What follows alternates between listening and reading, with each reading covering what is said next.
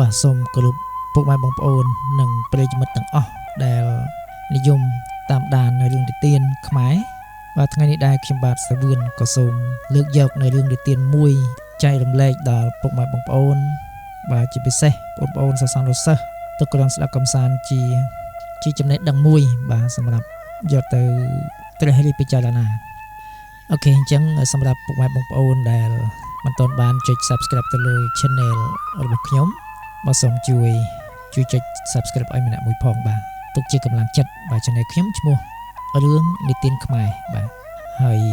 កុំឲ្យខាត់ពេលយូរបាទសូមរីករាយស្ដាប់ទស្សនាដូចតទៅ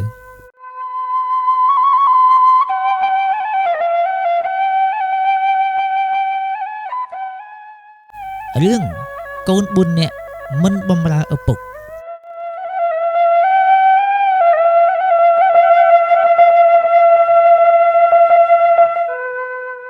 ក្នុងកាលកន្លងទៅហើយមានបរិសម្នាក់ជាអ្នករកស៊ីលក់ដូរមានធនធានក្រាន់បើគាត់មានកូនប្រុស4នាក់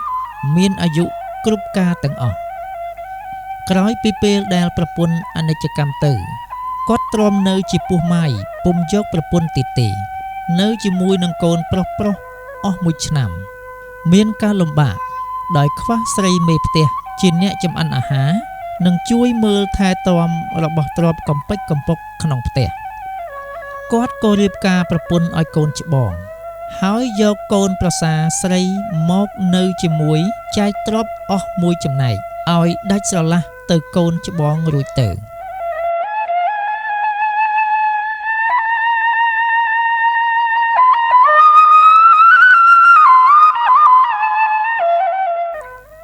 លុះរំលង1ឆ្នាំក្រោយមកទៀត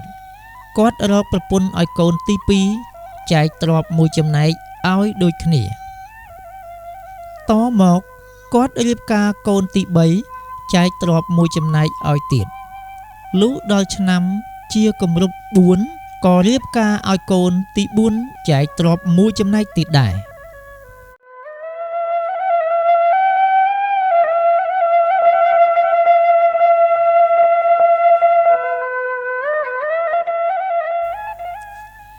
នៅសល់តែផ្ទះមួយខ្នងពុំបានចែកគាត់ទុកនៅទាំងអស់គ្នា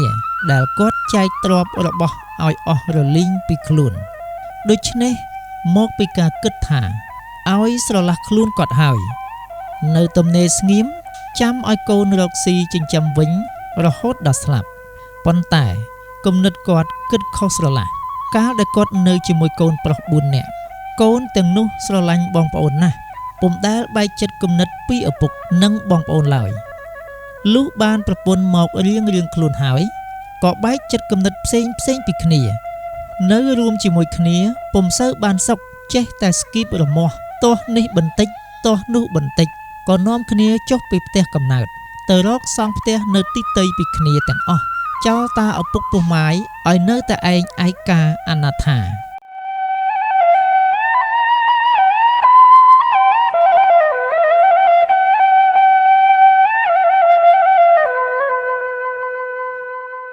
កាលកូនទាំង4នាក់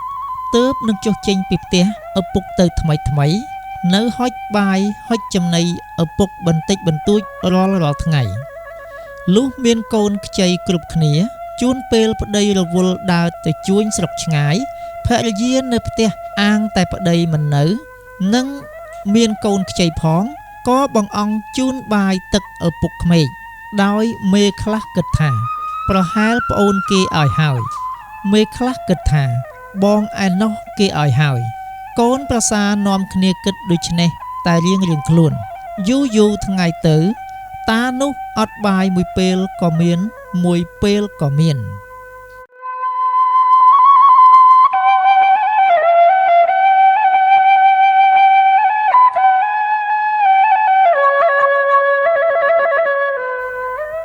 វេលាប្តីមកពីរកស៊ីវិញដឹងរឿងនេះបានស្ដីបន្ទោសប្រពន្ធនាងភរិយាខ្លះដោះសារថាកូនឈឺខ្លះថាខ្លួនពុំនៅជាប់រវល់ទៅជួយញាតិជិតខាងស្រេចតែមេប្រពន្ធវាដឹកមុខយ៉ាងណាប្តីតាមវាទាំងអស់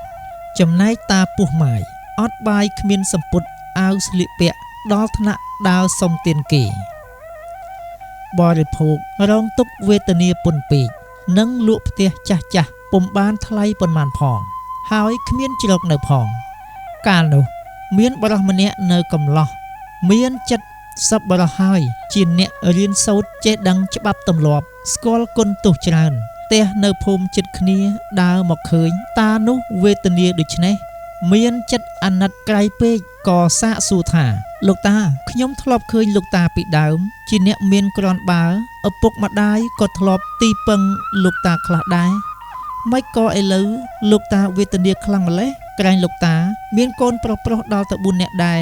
ឬក៏ពួកគេមិនមើលថែទាំលោកតាទេក្រែងទ្រព្យរបស់លោកតាមានសល់ទុកខ្លះដែរឬយ៉ាងម៉េចបានជាលោកតាមិនយកទៅទិញគ្រឿងបរិភោគប្រើប្រាស់តាចាស់ប្រាប់ទៅវិញថាអូលោកចៅហើយពីដើមលោកតាមានទ្រព្យគ្រាន់បើពិតមែនប៉ុន្តែលោកតាស្រឡាញ់កូនពីរក៏ចែកវាឲ្យគ្រប់គ្នាអស់រលីងពីខ្លួនទៅគិតថាឲ្យវាចិញ្ចឹមតាវិញតែឥឡូវពួកវាមានប្រពន្ធហើយថែមទាំងមានកូនទៀតវាឃើញឯងអស់ទ្រព្យរលីងពីខ្លួនវាឥតនឹកនារកតាសោះវាតាមតែប្រពន្ធវាទាញទៅចូលរុនក្តាមក៏វាចូលដែរខ្លួនតាសពថ្ងៃឈឺផងនៅតែម្នាក់ឯងម៉ងវេទនាជាទីបំផុតដេកសម្រក់ទឹកភ្នែកជោកខ្នើយអស់ទៅហើយបាយព្រឹកជាបាយល្ងាចជួនកាលអត់មួយពេលនឹងធ្វើការរកស៊ីអ្វីក៏មិនកើតពីព្រោះចាស់ជរាគ្រាន់តែដើរស្ទើរតែមិនរួចទៅហើយដោយលោកចៅឃើញស្លាប់ហើយតាដេកចាំតែដល់ថ្ងៃស្លាប់ទេ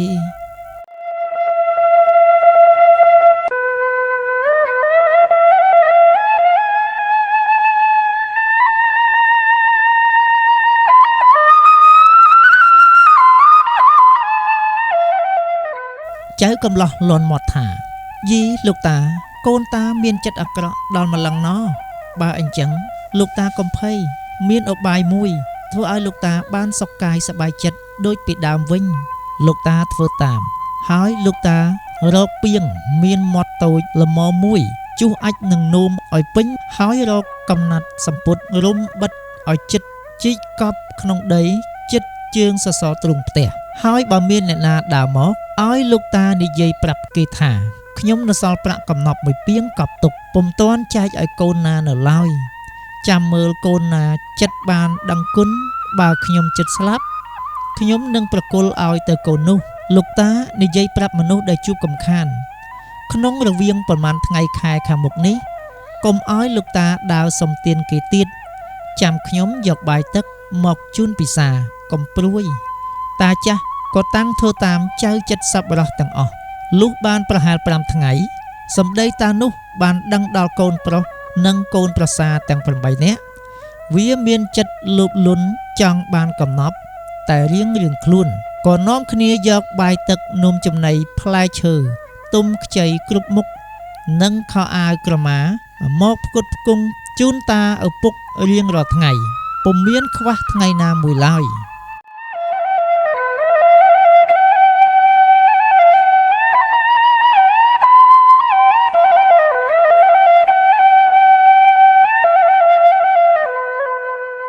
តាចាស់បានសះជារោគមានសាច់ឈាមស្រស់បោះមានកម្លាំងពលំសុខកាយសប្បាយចិត្តតាំងពីថ្ងៃនោះមករហូតអស់អាយុលុះតាស្លាប់ហើយកូនក៏នាំគ្នាធ្វើបុណ្យអធិកអធមតាមទំនៀមរួចស្រេចកូនទាំង4នាក់និងកូនប្រសាគិតនាំគ្នាគាស់ពីងកំណប់ចែកគ្នាប៉ុន្តែក្រែងចែកមិនស្មើភាគនាំគ្នាឆ្លោះប្រកែកក៏ទៅរកគ្រូមម្នាក់ឲ្យជួយចែកលោកគ្រូនោះទទួលព្រមប៉ុន្តែគាត់ឮថាកំណប់មាសប្រាក់ច្រើនដល់ទៅ1ពីងគាត់ចង់បានមួយចំណែកដែរហើយគាត់គិតក្នុងចិត្តថាគាត់ធ្វើមេចំណែកត្រូវបានច្រើនជាងកូនចំណែកផងគាត់ក៏ដើររូតរះមកដល់ផ្ទះកំណប់ភ្លាមតាំងយកភួយធំមួយមករុំជូតក្បាលធំទើងមើងធ្វើឲ្យខោងកណ្ដាលដោយគេទូលជើងឆ្នាំងភ្ងាក៏តាំងអង្គុយពេនភ្នែនលើដីរៀបរលីងថ្មិចភ្នែកសង្រួមស្មាធិឈរមុខត្រង់ទៅទិសខាងកើតហើយគាត់ប្រាប់កូនទាំង4នាក់ ឲ្យទៅកោះយកពាងកំណប់មកប៉ុន្តែគាត់ហាមថាកុំអាលស្រាយមាត់ពាងក្រែងខុសត្រណមចាំគាត់បង្គាប់សិនលុះយកពាងមកដល់ហើយគាត់ឲ្យកូនទាំង4នាក់ឈរគ្រប់ទិសទាំង4ថ្មិចភ្នែកយកដៃទាំងអស់គ្នាចាប់លើកពាងទ្រស្ទួយបិទទូលលើក្បាលហើយសំស្រាយចំណងមាត់ពាងនាំគ្នាផ្អៀងមាត់ពាងស្រោចកំណប់មកលើក្បាលគាត់បើកំណប់ជ្រុះទៅទិសណាប៉ុន្មានត្រូវបានទៅអ្នកឈរកំណាន់ទិសនោះបើកំណប់ណានៅសល់ទៅលើឆ្នោតក្បាលគាត់ត្រូវបានជារង្វាន់លោកគ្រូទាំងអស់កូនទាំង4នាក់ក៏ចាប់ធ្វើតាមបង្គាប់លោកគ្រូមិនហ៊ានឲ្យលៀងភរិយាទាំង4នាក់ឈរកាន់កញ្ជើរៀងខ្លួនចាំកើបក្នុងពេលដែលចេញកំណប់នោះមានអ្នកស្រុកជិតខាងទៅចាំមើលផងដែរនិមិត្តតែគេលើកពាងបិទទូលរួចស្រាយមាត់ពាងផ្អៀងចាក់ឈូមកទឹកមាំត្រាំលិមួកច្រើនខួបហូរស្រោចលើក្បាលលោកគ្រូពេញកំពុងហើយខ្ទាតបាចសាចចេញទៅគ្រប់ទិសប្រឡាក់ប្រឡុកពាសពេញមុខមាត់និងសម្ពុតអាវរហូតដល់នាងប្រពន្ធទាំង4នាក់ទៀត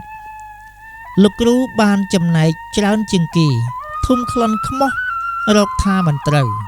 គេឃើញលោកគ្រូស្រមៅបាត់មុខមាត់រូបរាងអស់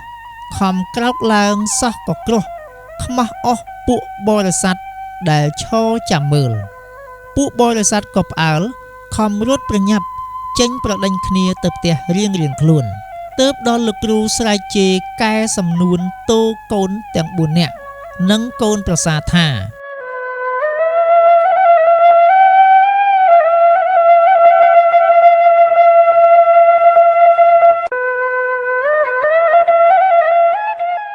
ខ្មោចមេដែងអាដែងទាំងអស់គ្នាអាមេអស់នេះ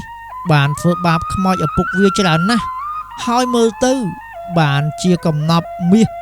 ប្រាក់អន្តរាយคล้ายទៅជានោមប្រឡាក់ខ្លួនអញអស់ដូច្នេះយីខ្លោចអាផេះមេកំផេះអស់នេះខូចមែនលោកគ្រូនិងកូនសិស្សនាំគ្នារត់រហ័សលោតទម្លាក់ខ្លួនទៅក្នុងទន្លេប្រងខំត្រាំទឹកលាងបាបអស់1ម៉ោងម្នាក់រួចនាំគ្នាឡើងទៅលើផ្ទះរៀងខ្លួនបានសេចក្តីក្តៅក្រហាយស្ដាយក្រោយខ្មាស់គេតកូនតចៅ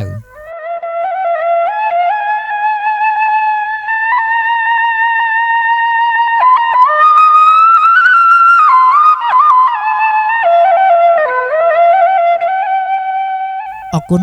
សម្រាប់ពុកម៉ែបងប្អូននិងប្រិយមិត្តទាំងអស់ដែលតាមដានស្ដាប់នៅការនិទានរឿងរបស់ខ្ញុំបាទពីដើមរហូតដល់ចប់ហើយសូមកុំភ្លេចជួយចុច like share និង subscribe ទៅលើ channel របស់ខ្ញុំបាទរឿងនិទានខ្មែរម្នាក់មួយផងជួបគ្នាវីដេអូក្រោយសូមអរគុណ